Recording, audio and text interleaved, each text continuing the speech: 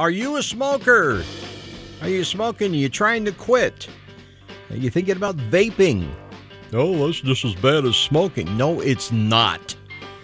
In fact, there's some new evidence that vaping, while it's not necessarily good for you, it is preferable to smoking. It can help you quit smoking. It's helped a lot of people do so. Talking about vaping as an alternative to smoking. If your kids are smoking and they say, you know what, I'm going to try and quit smoking. I'm going to turn to vaping. Oh, why not? 663-1270. Jim Walsh on SuperTalk 1270 and SuperTalk1270.com. Are you a vapor? Do people give you a hard time for vaping? You're getting tired of people jumping on your case about it, saying it's just as bad as smoking. Well, it's not. New study out by the Centers for Disease Control, defying their own data, even as they come out with evidence that vaping can help you quit smoking. They still insist on preaching to you about it and trying to tell you you shouldn't do it, zero tolerance and all that business. Remember Breathe ND? Well, they ceased to exist in North Dakota. Goodbye, good riddance. They contributed absolutely nothing constructive to the smoking debate. If you're a smoker and you want to quit, here's what you need to know. If you switch to vaping, you'll be doing better than you are now. That's what you need to know. So why not? It's better than smoking. Not as good as... vaping is not as good as not vaping, but it's a hell of a lot better than smoking full-on tobacco. Why do people seem to have a problem with that? Number 663-1270. Here's the story. This comes from our friends at Reason.com, the Reason Foundation, publishers of Reason Magazine. It's a very reasonable publication. They have a lot of very reasonable articles. Between 2011 and 2016, according to the National Youth Tobacco Survey, the share of high school students who reported smoking cigarettes in the previous month fell from almost 16% to 8%. Even as past month use of e-cigarettes rose dramatically. In other words, these kids in high school, your kids in a lot of cases, they're switching from cigarettes to e-cigarettes. They're switching from smoking to vaping. Now, why is that a bad thing? It's not, except unless, of course, you're a member of a group like Breathe ND or the Centers for Disease Control, who have adopted a zero-tolerance policy, because God forbid we should ever say that smoking might not be, or vaping might not be as bad for you as something else. Realistically, you're human, right? You want to quit, but maybe you're not ready to go full turkey. Switch to vaping. Seems pretty obvious, but again, the war on tobacco people don't seem to get it. As vaping has exploded among teenagers, smoking has fallen by half. Now, you would think that a lot of people would consider that to be a good thing, a step in the right direction. But no. They can't vape. Vaping is just as bad as smoking, and smoking is icky. I know that because Breathe ND told me so. And how would they ever steer you wrong? Right, yeah. Now, if you want to quit smoking, if you got to take up e-cigarettes to do it, go for it. Do it. It'll help. And at the very least, for the time being, you'll be doing something that's not as bad as actually puffing on a cigarette. Center for Disease Control and the National Youth Tobacco Survey they show a very obvious decline in teenagers smoking. It's undeniable. Now, in theory, it is possible that teenagers smoking would have declined even faster if e-cigarettes had never been introduced. But on the face of it, looking at the trend, vaping up, smoking down, the argument that vaping entices teenagers to take up the nicotine habit and start smoking, it doesn't hold water, or smoke, as the case may be. If anything, it seems the opposite argument is the case.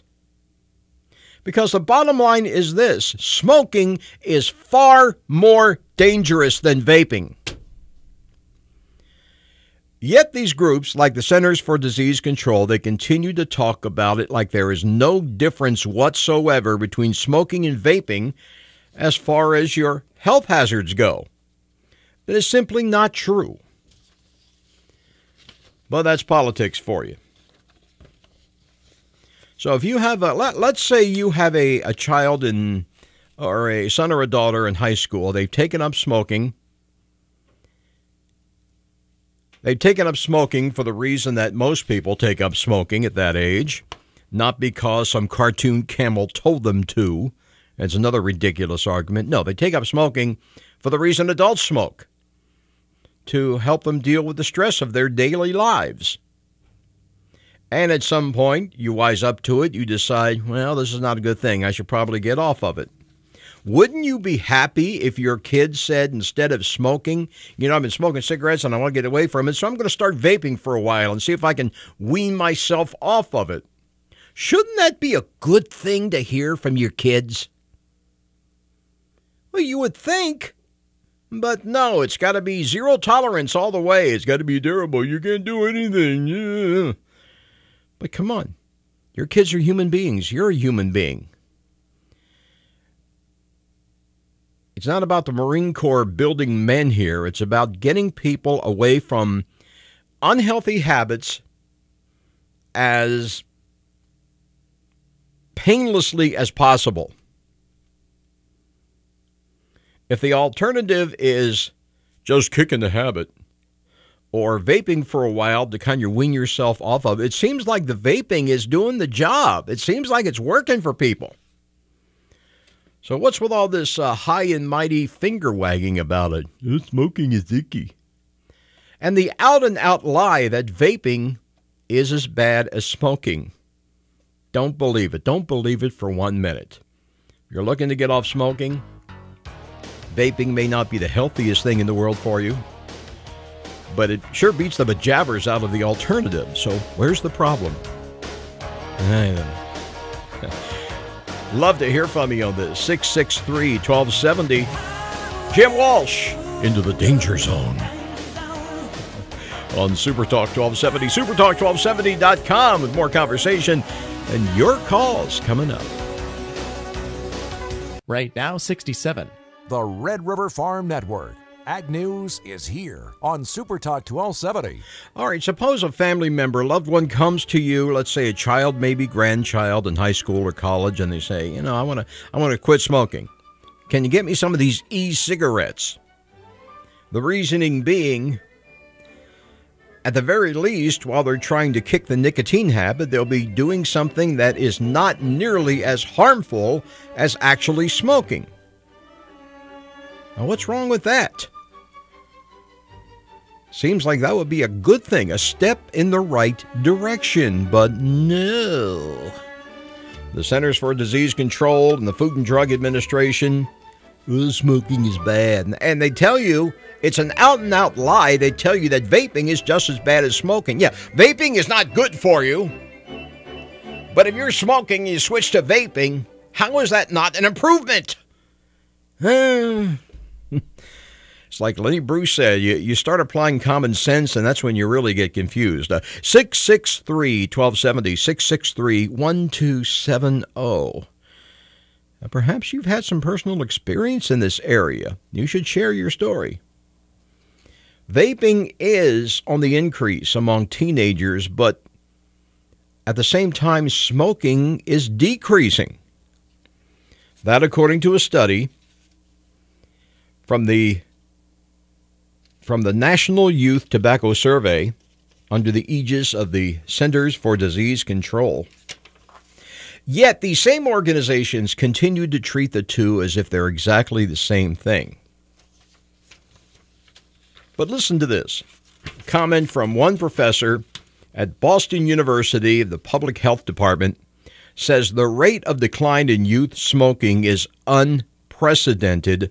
This despite, he says, the rapid rise in e-cigarette experimentation. It's simply not consistent with what you've been hearing, the idea that vaping is going to lead you to smoking. It's not a gateway. If anything, it's just the opposite. You take up vaping to get away from smoking. That seems to be what's going on here. But it's not what you're hearing from your great and glorious government bureaucrats. So when the Food and Drug Administration tells you that it's all the same and you shouldn't take up vaping as a means of quitting smoking, are they really helping? No. If you're a smoker, if you're smoking cigarettes, and cigarettes, they suck, all right? Smoking is not a good thing. But at the very least, if you're vaping, if you're doing the e-cigarette thing, or your child or your family member, well, it's a move in the right direction, a move in favor of getting away from it, a move away from the destructive habit that is smoking tobacco. That's something that people just don't get in our modern zero-tolerance society. It has to be all or nothing at all. All or nothing at all. That was a song, wasn't it? That's Sinatra, yeah. Now you tell me where you stand on this. 663-1270, 663-1270. Jim Walsh on SuperTalk 1270 and SuperTalk1270.com. Yeah, the facts are right here.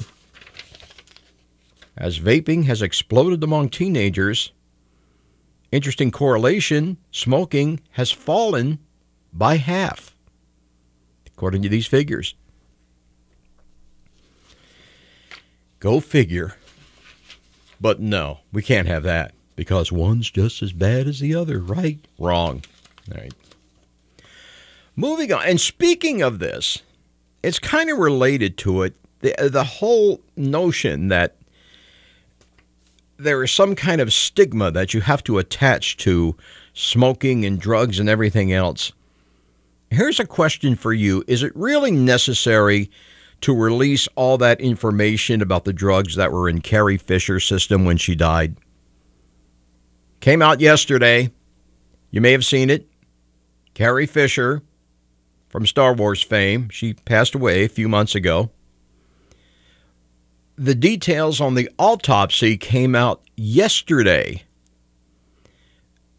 And there were all these articles and all these papers giving all these details about all the pharmaceutical enhancements that were in the woman's body when she died. Why is this really necessary? What purpose does it serve? Really? Can you think of one? 663-1270.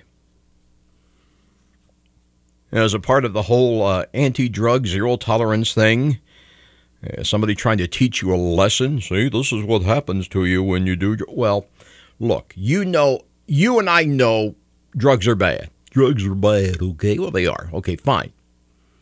Do you really need to be lectured? Does anybody really need to be lectured about this? And what about the rights of the family? What about the right to privacy of the family? Now, who knows what the law is like in California on this? In North Dakota, interestingly enough, by law in North Dakota, the details of an autopsy can only be disclosed under very specific laid out conditions, and can only be done so primarily for the purpose of, specifically for a purpose of prosecution or investigation in a criminal case. In other words, to oversimplify here, if there is no foul play suspected, no disclosure. Every family has one or two people who are kind of messed up chemically. You have them, I have them, we all know somebody. It happens in the best of families. And if something happens to that person and they die for whatever reason, do you really want this information coming out? I don't. If it's somebody in my family, and I have family members like that, you do too. 663-1270. Now, if the family wants to do it, that's one thing. If Carrie Fisher's family wants to come out, and perhaps they have, and they want to come out and say, well, we want you to know that Carrie had these drugs in her body, and we hope that you'll learn a lesson from her life, and you'll get yourself together if you need help to get off of drugs, blah, blah, blah. If they say that, great. But that's the family. If the family says and does that, that's one thing. But where does the state of California or the state of wherever, where does anybody coming off with the idea? There are people who actually think that for some reason they're doing a public service by disclosing all this information. I don't get it. Do you? Who are they really helping here? Is it really necessary for the public good to tell us all about the drugs in Carrie Fisher's system when she died in the first place? In the case of Carrie Fisher, she was pretty open about her situation. She even made a movie about it. They did a movie. She was not in it. Who was in it? What's her name? Meryl Streep was in the movie that Carrie Fisher wrote, based on a book, I think, about her life dealing with all these issues, these drug issues and alcohol issues. So she was very open about it anyway. So does the government think, does a coroner's office or whoever, do they really think they're doing all of us a big favor by telling, disclosing all this information? What purpose does it serve, whether it's Carrie Fisher or your uncle or your grandchild or your next door neighbor or whoever? What's the point? What is the point of it all? Some interesting comments on this.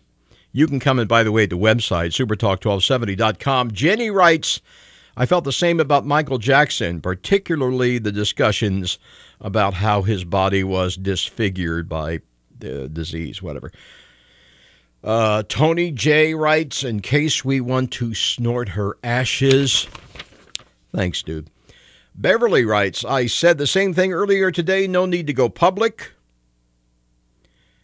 Don't like to say this, but maybe they're trying to shame her even in death. Yeah. Good point. It's the whole war on drugs thing all over again. We got to show people how bad drugs are and shame these people. And if that's what they're trying to do, it's wrong. It's very wrong. More comments about this coming up. Is it really necessary? What public service? What good are they doing for you and your family? Even if you have someone in your family who is dealing with these issues, what good does it do you to tell the whole world about what was in Carrie Fisher's body when she died? I don't. 663-1270, 663-1270. SuperTalk 1270, supertalk1270.com. More conversation coming up. Right now, 67. News and Views with Joel Heitkamp. Weekdays on SuperTalk 1270. On the table here, vaping instead of smoking. If a loved one comes to you and says, I want to try to get off the smoking thing, can you help me? Can you get me some of those e-cigarettes? At the very least, the reasoning is they'll be partaking in a less harmful habit than smoking. In the best case scenario, they'll get off it completely eventually. Well, why is that not a good thing? Why would you not encourage that if you have a a family member who is smoking cigarettes. 663-1270. And was it really necessary to release all that yucky information about what was floating around in Carrie Fisher's system? Where is the public benefit here? What purpose does it serve? Obviously, somebody out there wants to know all this. Every time a story like this comes out, people fall all over themselves to condemn it. Yet they keep putting out the stories, which indicates to me there's a market for this somewhere. Somebody's demanding this information. You tell me, where's the benefit here? Number 663-1270, 663-1270. Jim Walsh on SuperTalk 1270 and SuperTalk1270.com. If you look at the SuperTalk 1270 website today, SuperTalk1270.com, you may notice, since it's being talked about, the Carrie Fisher story is conspicuous by its absence from the website. That was a deliberate call on my part. It actually came to me to decide whether this story should go up, and I said no. And very specifically, for all these reasons we're talking about, what purpose does it really serve to do so? Some more e-comments. Steve writes, nothing but sensationalism, not news. Another person's misfortune has become entertainment's news. Wally writes, okay, Wally. Wally writes, didn't see anything they might not find in my blood work. Thank you, Wally, for sharing that with us. Jerry writes, pointless, especially when she's already gone. Yeah, how many months has it been now? Carrie Fisher died, and this many months later, they got to make a big story out of it again. What's the point? Where is the point? Alan writes, it comes under the who gives a crap category. Like all choices on Facebook, you either ignore it and move on, or you comment. So that's the bottom line here, is to gather comments for some reason. Okay, Al. Paul writes, it attracts eyeballs, translating directly into advertising dollars. Andy writes, here's the larger question. Who cares about the drugs in Carrie Fisher's system? It demonstrates how obsessed we are as a culture with things that are not important. Well, some states, North Dakota is one, they do have laws restricting the kind of information that can be released to the public in the wake of an autopsy.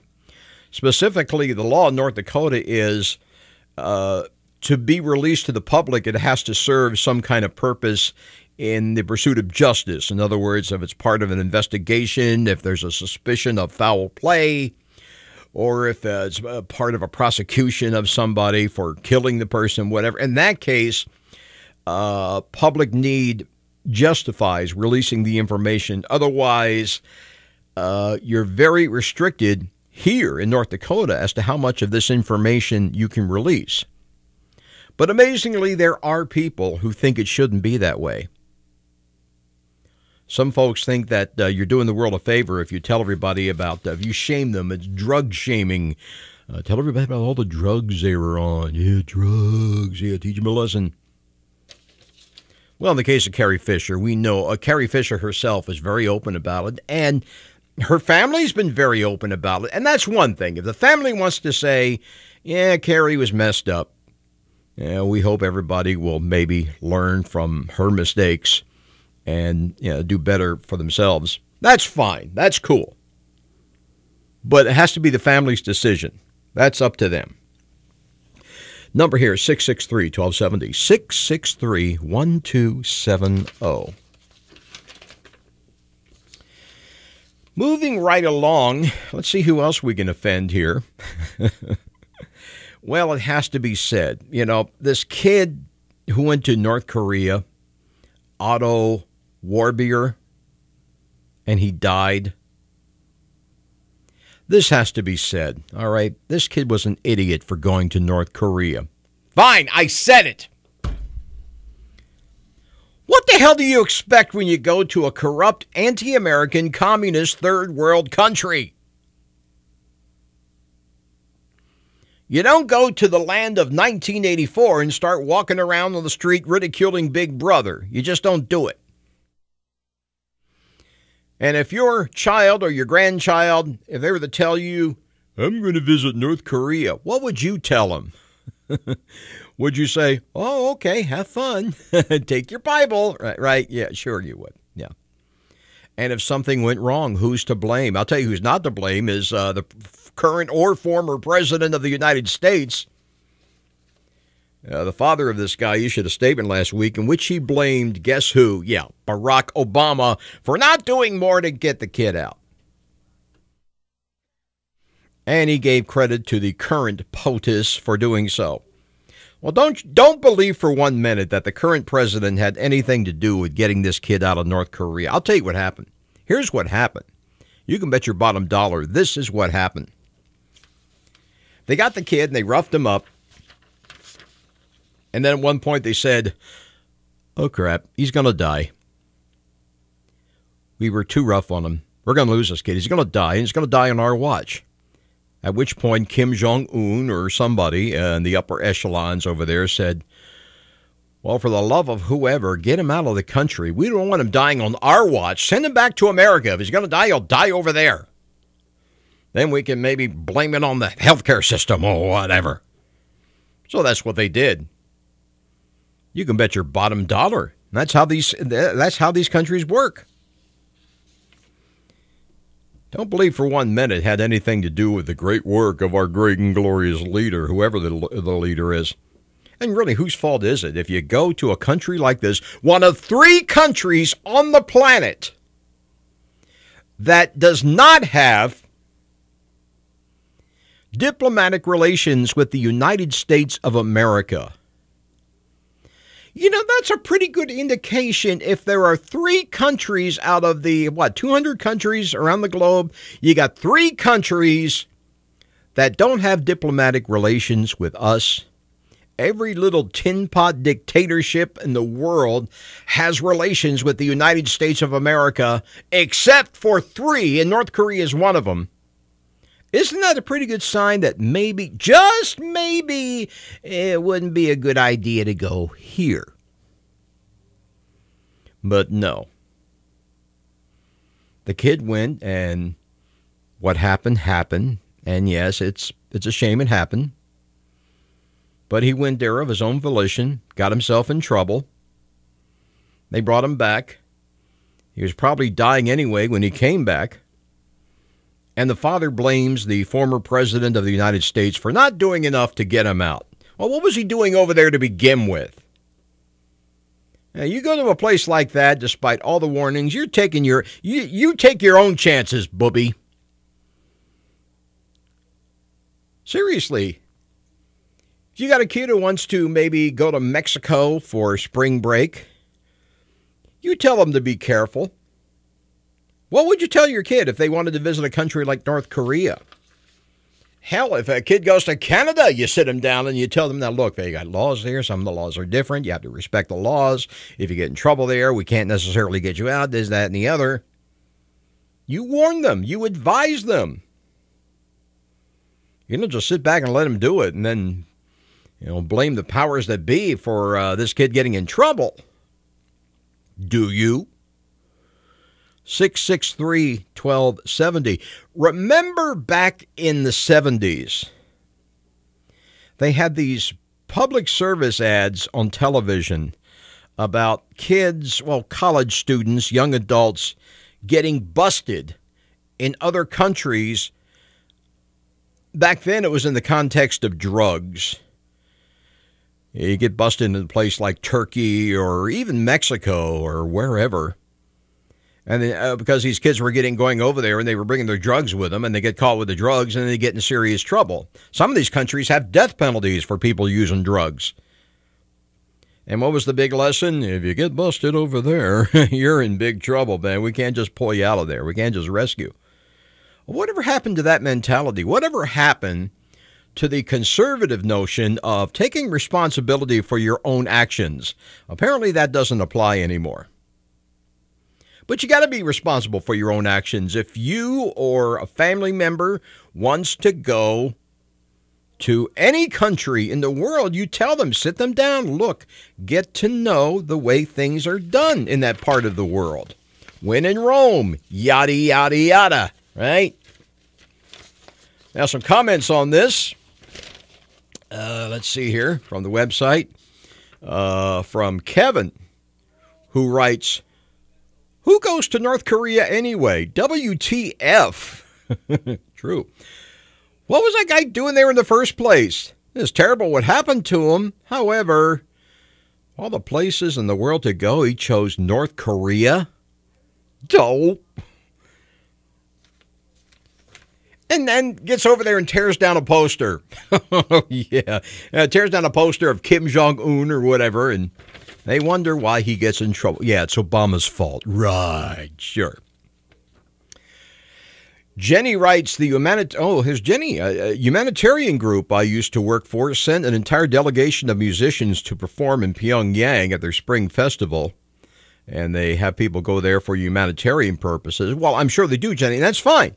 But I'm sure at some point they sat them down and they vetted them big time, and they told them what to expect and what they had to do or not do in order to stay out of trouble. That's reasonable. That hopefully is what you would do if it was your family member saying, I'm going to go to North Korea. I don't know. 663-1270. Jim Walsh on SuperTalk 1270. More conversation, your calls coming up. Currently 70 degrees. Here's Sean Hannity, weekday afternoons on SuperTalk 1270. Jim Walsh on SuperTalk 1270. So this kid from Ohio, Otto, whatever his name was, he goes to North Korea. He gets in trouble. He gets roughed up. They send him back. He died. And that's okay. That's too bad. I feel for the family. But really, whose fault is it? Your kid comes to you and says, Dad, I want to go to North Korea for spring break. What do you say to something like that? You say, oh, okay, son, you pat him on the head. Okay, be sure and take your Bible. They love when you take your Bible. Right, sure. By the way, that's actually true. Apparently, there was another case in North Korea of somebody who got in trouble for bringing a Bible with him. Well, again, what do you expect? He's trying to martyr himself, I guess, for the Christian cause. Right, sure. Yeah, you want to martyr yourself? Go ahead, knock yourself out. Keep me out of it. 663-1270. So the kid got in trouble in North Korea. He died. Whose fault is it? Well, the question should be ridiculously obvious. Apparently, it isn't. Some more comments here. Let's see. I don't think it's really fair to say it so callously. Oh, I don't know. That's callous. Just saying. He went over there and doing what he did and being there to begin with. It was pretty stupid. Yes, it was stupid. But he most definitely did not deserve what happened to him. Well, that's kind of not the point. Nobody deserves to have that happen to him, but you try in life not to put yourself in positions where that kind of thing can happen. It's called self-preservation. It's called common sense, which ain't so common anymore. Another similar comment here. I get what you're saying, but he was young and foolish, as we all have been. Clearly, the problem lies in North Korea. He's not a hero. No, he's not.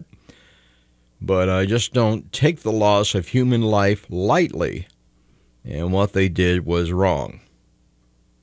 Well, we're kind of talking in circles here. Again, the point is he did what he did, and he should have, going over there, he should have realized that, okay, taking my own life into my own hands here. Oh, what did his father tell him before he went? What would you tell your kid? That's a question, 663-1270. And then there's a couple of comments here about, nuking North Korea and all that, whatever. Kind of missing the point here. The point is not about how... Yeah, North Korea is a pretty horrible place, so why the hell would you go there to begin with? I don't know. Moving onward and upward. Number here is 663-1270. You can check out the website, too. A lot of great stories on the website. You will not find, however, the story of Carrie Fisher. Didn't put that one on the website for the reasons we've previously discussed. But it's supertalk1270.com. Your comments are welcome at any time. Have you noticed more and more restaurants are starting to prompt you as to how much to leave for tips? You go into a restaurant and you get your receipt, or maybe it's up at the pay terminal. But let's say most often, you see it probably at the bottom of the receipt, that some of them are suggesting higher tips like 20%, 30%, even more in some cases. Well, apparently there's a name for it. It's tip shaming. Yeah, it's a thing. And the idea is if you leave less than the lowest number, which is usually like 15%, anything below 15 is considered stiffing the guy, right? Well, what do you think will happen? Your server will be unhappy. Well, maybe the server should be unhappy. I tend to tip well. I notice in North Dakota, I notice in Bismarck, the standard around here is a little higher than it is elsewhere in the country. The standard around the country is 15%. The standard here seems to be 20%. And that's fine. When in Rome, do like a Roman.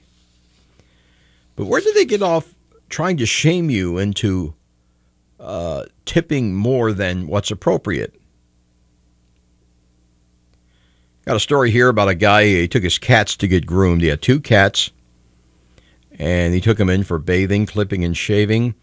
And then when he went to pay for it, the receipt had the thing on it whether he wanted to tack on the tip. And here are the options he was given: 20, 25, or 30%. Well, 20 is standard, or maybe a little high. But 25 or 30? Come on. It was not explained why he needed to tip or to whom. And as it turned out, the guy didn't tip at all. Now, generally, you know how tipping works. It's pretty obvious. And it's not a bad thing. It's not a bad thing. The idea that the waiter is almost like an independent contractor as a liaison between you and the restaurant. That's actually a good attitude to take if you're waiting tables. It's like you're kind of in business for yourself almost. And your job is to kind of broker between the customer and the restaurant to serve the food, make sure they get the food served properly and everything else. And you get tipped, hopefully, in response. But now you've got these pre-calculated tipping options, and you've got apps. There's an app called Square. It was developed by the guy who founded Twitter, Jack Dorsey. And you go into a restaurant or a store or wherever for service, and you get prompted for these tips. You get prompted in unfamiliar circumstances, like you go in to buy a boat for something, and they say, "Oh, you're going to tip the guy who sold you the boat?" No. And then they give you these weird options, like in the 20, 25, 30% range. You see more and more of that. It's tip inflation, I suppose. But here's the thing. The original app, Square, the one that the Twitter guy developed, the default setting for the app for amounts over $10 are like no tip, 15%, 20%, 25%. Those are the default settings for the app. So if you go out to eat somewhere and you're seeing 20, 25, and 30%, that is something that the owner of the business came up with on their own. Don't fall for that. The business owners, they have every right to ask for whatever tip they deem appropriate, but you in turn, you have every right to say No. It's a good question. Would you voluntarily pay a higher amount for anything just because you were given the option to do so? Hopefully you wouldn't. Although with all the scams going around these days around this part of the country, it does kind of make one wonder, doesn't one? I don't know. Love to get your comments. SuperTalk1270.com. Your comments are welcome and appreciated anytime. In the meantime, keep in touch with us through the website.